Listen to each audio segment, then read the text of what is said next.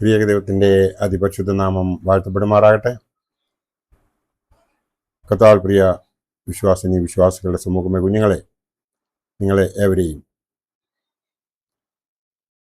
ഉയർത്തെഴുന്നേറ്റ് വീണ്ടും വരുമെന്ന് അരുളിച്ചെയ്ത് സ്വർഗാരോഹണം ചെയ്ത കർത്താവായ യേശു ക്രിസ്തുവിന്റെ നാമത്തിൽ പ്രഭാതവചനത്തിലേക്ക് വളരെ സ്നേഹത്തോടെ വിനയത്തോടെ സ്വാഗതം ചെയ്യും. ഇന്നത്തെ ധ്യാന വിഷയം ഇത് ഞാൻ തന്നെ ആകുന്നു എന്ന് യേശു ശിഷ്യന്മാരെ എങ്ങനെയാണ് ഉദ്ബോധിപ്പിച്ചത്? ഇത് ഞാൻ തന്നെ ആകുന്നു എന്ന് യേശു ശിഷ്യന്മാരെ എങ്ങനെയാണ് ഉദ്ബോധിപ്പിച്ചത്? ഇന്ന് 531 എപ്പിസോഡ് പബ്ലിഷ് ചെയ്യുന്നതിനായി ദൈവത്തിൽ ശരണപ്പെടുന്നു. ഇന്നത്തെ ദിവസത്തിൻ്റെ പ്രത്യേകത എന്ന് പറയുന്നത് 9 ജൂൺ 2026. ഈ മാസത്തെ 9ാമത്തെ ദിവസം, പെന്തക്കോസ്തിക്ക് ശേഷം 16ാമത്തെ ദിവസം, ഈ വർഷത്തിലെ 160ാമത്തെ ദിവസം ആണ്.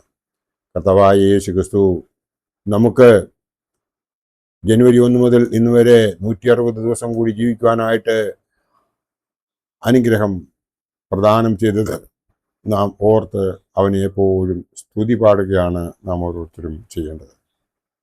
അങ്ങനെ ചെയ്യുന്നവർക്ക് മാത്രമേ ഈ ലോകത്തിലെ എല്ലാ അനുഗ്രഹങ്ങളും പ്രാപിക്കുവാൻ സാധിക്കുകയുള്ളൂ എന്ന് കർത്താവായ യേശു ക്രിസ്തു നമ്മളെ കാണിച്ചു തന്നതായ ആ പാതയിലൂടെ നമ്മുടെ പിതാക്കന്മാർ അനുഭവിച്ചറിഞ്ഞ് നമ്മെ ഉദ്ബോധിപ്പിച്ചതും വെച്ച് നോക്കുമ്പോൾ അത് 100% സത്യമാണ് എന്ന് നമുക്ക് മനസ്സിലാകും.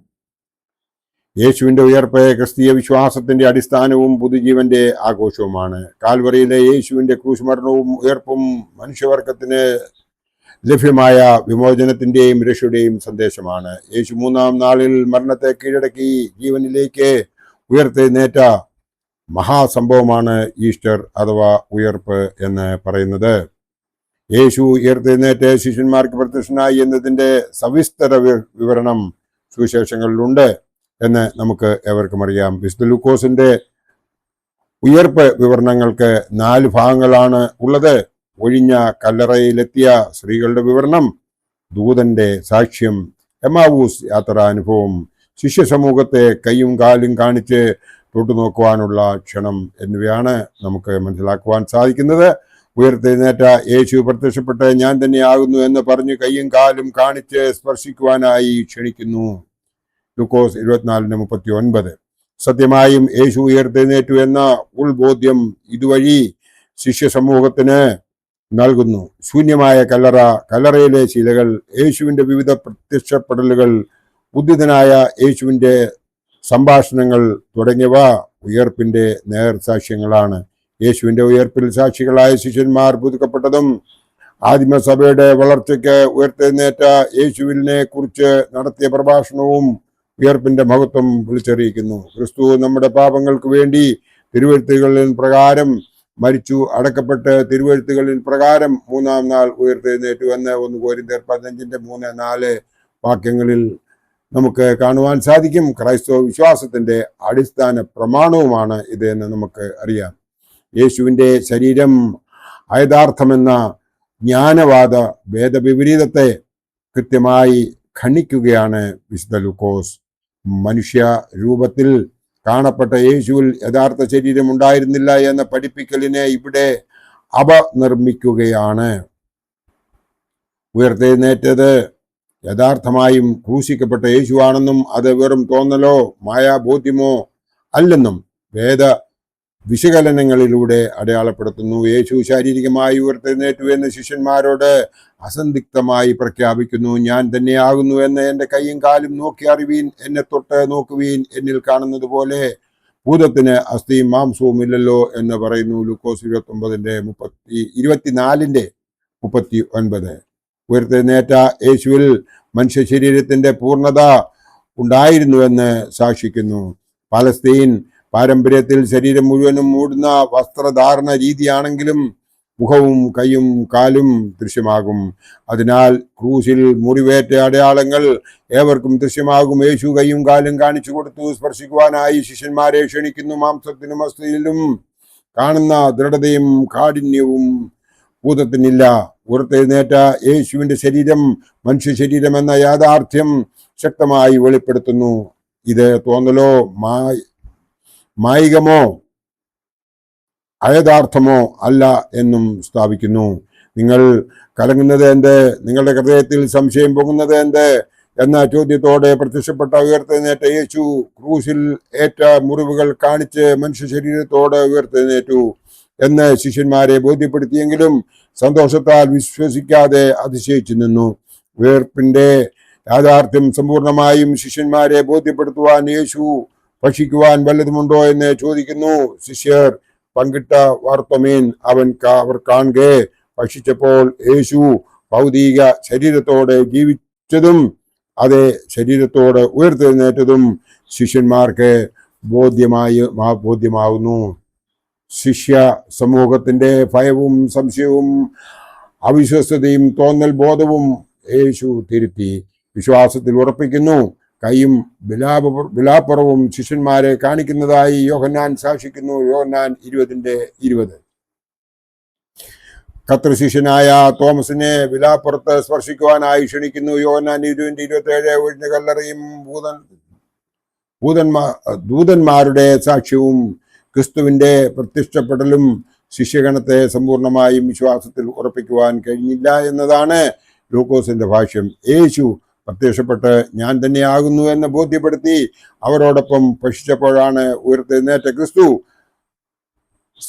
സാന്നിധ്യം അവരുടെ ജീവിതത്തിലേക്ക് ഉൾച്ചേർന്നത്. യേശുവിന്റെ ഉയർപ്പിൽ ബുദ്ധിപരമായ സന്ദേഹിച്ച ശിഷ്യഗണങ്ങൾക്ക് ഞാൻ തന്നെയാകുന്നു എന്ന് ക്രൂശുമരണത്തിന്റെ മുറിപ്പാടുകൾ കാണിച്ചു ആഹ്വാനം ചെയ്യുന്നു. ഞാനാകുന്നു എന്ന് ദൈവം മോശയ്ക്ക് നൽകിയ വെളിപ്പെടുത്തലിന്റെ പ്രതിധ്വനിയാണ് നാം ഇവിടെ കേൾക്കുന്നത്. യേശുവിന്റെ പ്രബോധനത്തിൽ ശിഷ്യർ സമ്പൂർണമായും യേശു ഉയർത്തെഴുന്നേറ്റുവെന്നും പ്രത്യക്ഷപ്പെട്ടത് യേശുവാണെന്നും സ്ഥിരീകരിച്ചു. സത്യമായും അവൻ യേശുവാണെന്ന് മനസ്സുകൊണ്ടും ബുദ്ധി കൊണ്ടും സാക്ഷ്യപ്പെടുത്തി. കൃത്യമായി ശിഷ്യന്മാരെ ബോധ്യപ്പെടുത്തിയതിനാൽ പിന്നീടുള്ള പ്രവർത്തനങ്ങളിൽ ഉയർപ്പിന്റെ വേദവ്യാഖ്യാനങ്ങളാണ് ശിഷ്യന്മാർ പകർന്നത്. ഉയർപ്പിന്റെ സാക്ഷികൾ സ്ത്രീകളും പുരുഷന്മാരും ഉൾക്കൊള്ളുന്ന വലിയ വൃന്ദം ശിഷ്യന്മാരാണ്. ക്രിസ്തു ഉയർത്തെഴുന്നേറ്റു എന്ന ജീവസന്ദേശം ശിഷ്യന്മാരുടെ പ്രഭാഷണങ്ങളിൽ ഉജ്ജ്വലിക്കുന്നു എന്ന് അപ്പോസ്തല പ്രവൃത്തികൾ 2:24 നമുക്ക് കാണുവാം. യേശുവിനെ ദൈവം മരിച്ചവരിൽ നിന്നും എഴുന്നേൽപ്പിച്ചു, അതിനെ ഞങ്ങൾ സാക്ഷികളാകുന്നു. അപ്പോസ്തല പ്രവൃത്തികൾ 3:14-15. എന്താണ് പത്രോസിന്റെ ഭാഷ്യം? ഉയർത്തെഴുന്നേറ്റ യേശുവിനെ പ്രസംഗിക്കുക എന്ന ദൗത്യമാണ് പൗലോസ് ശ്ലീഹ ഏറ്റെടുത്തത്. ക്രിസ്തു ഉയർത്തെഴുന്നേറ്റിട്ടില്ല എങ്കിൽ ഞങ്ങളുടെ പ്രസംഗം വ്യർത്ഥം, നിങ്ങളുടെ വിശ്വാസം വ്യർത്ഥമെന്ന് വ്യാഖ്യാനിക്കുന്നു. അതുപോലെ തന്നെ പ്രഖ്യാപിക്കുകയും ചെയ്യുന്നു.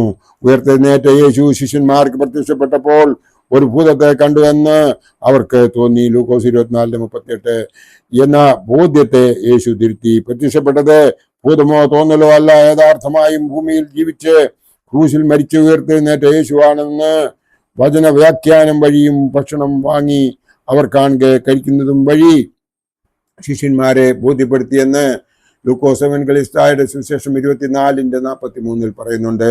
യേശുവിന്റെ ഉയർപ്പ് 5 പ്രധാന കാര്യങ്ങൾ പ്രബോധിപ്പിച്ചു. യേശു സത്യമായി ഉയർത്തെഴുന്നേറ്റു എന്ന് ഒന്നാമത്തേതെങ്കിൽ, രണ്ടാമത്തേത് യഥാർത്ഥമായ മനുഷ്യ ശരീരത്തിൽ യേശു ഉയർത്തെഴുന്നേറ്റു. മൂന്നാമത്തേത് ശിഷ്യന്മാരുടെ ബോധവിചാരങ്ങൾക്ക് ഉയർപ്പിന്റെ നേർച്ച കാഴ്ചയും സാക്ഷ്യവും പകരുന്നു. നാലാമത്തേത് ഉയർപ്പ് മരണത്തിൽ നിന്നുമുള്ള ജീവന്റെ പ്രത്യാശയാണ്. അഞ്ചാമത്തേത് യേശുവിന്റെ ഉയർപ്പിൽ വേദവിജ്ഞാനീയം വികസിപ്പിക്കുവാൻ ശിഷ്യന്മാരെ പ്രാപ്തമാക്കി.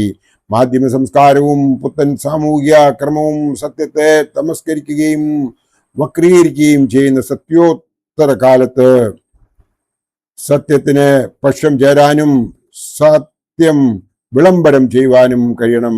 യേശു ശിഷ്യന്മാർക്ക് പ്രത്യക്ഷപ്പെട്ട ഉയർപ്പിന്റെ മഹത്വം വിളിച്ചറിയിച്ചു.